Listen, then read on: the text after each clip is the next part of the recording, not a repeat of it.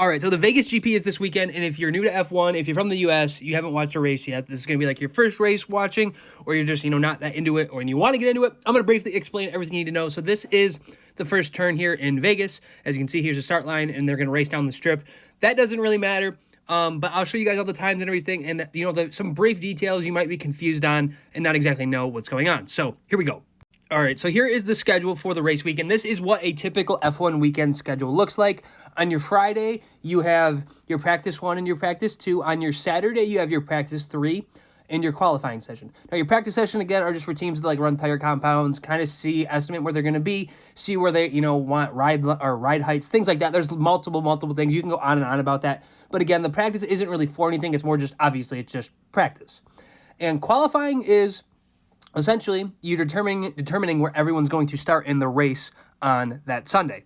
Now, the qualifying works, currently it's sectioned off into 3 different sections. You have your first section where all 20 drivers are racing, and then the 5 slowest drivers get eliminated, and then that same thing happens again for Q2, where it's the next 5. So you have out of the 15, so you had 20, you drop 5. Then you have 15, you drop 5 more, and then you have the top 10 for Q3, which is where the top 10 race for pole position, which is first place, all the way down to 10th.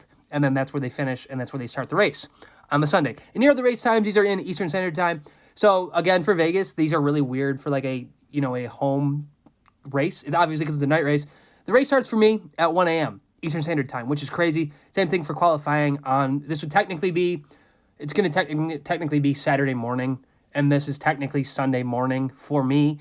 But it's pretty much, I look at it as Friday night and Saturday night. So either way, there's that. And then in terms of how this race works, this is what the track looks like. Obviously, it looks like an upside down pig. All the jokes, it does. But it's sectioned off into 3 different sections here. You have this red line, this blue line, and this yellow line. Again, every single track is sectioned into 3 sections. It's sector 1, sector 2, sector 3. Again, that's just, it makes it easier if you're watching the practice sessions.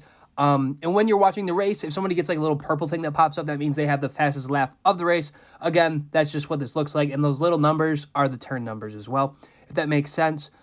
This DRS to Texan zone. So if you see here, there is this green dot above here, and then this green line. So essentially, if you're within 1 second of a car in front of you at this green dot, you get the back wing on your car open. It's like an extra, I think, 7 miles an hour or something. I don't remember the exact speed. And then again, that's open for the equivalent of this whole green line. And then same thing here. If you're behind a second at this dot, you get it open for that whole green line there. In terms of scoring, there is 2 different championships the teams are fighting for. You have the full team, which is here. So it's both drivers' cumulative scores. So right now, McLaren's in first with 593 points, and Ferrari, then Red Bull. Now, this is just the points of these 2 drivers added together. So for example, you add Lando Norris and Oscar's points together, and you get 593, so on and so forth. And then when it comes to individual, Max is leading ahead of Lando. He has a really good chance to win the whole thing this weekend. He pretty much had to not finish. I think realistically, he's probably going to win this whole thing. McLaren will probably win the Constructors' Championship. And again, that's for prize money, things like that. But here are the standings. And again, if you guys have any questions, put them down in the comments or anything you think I missed. That's basic stuff.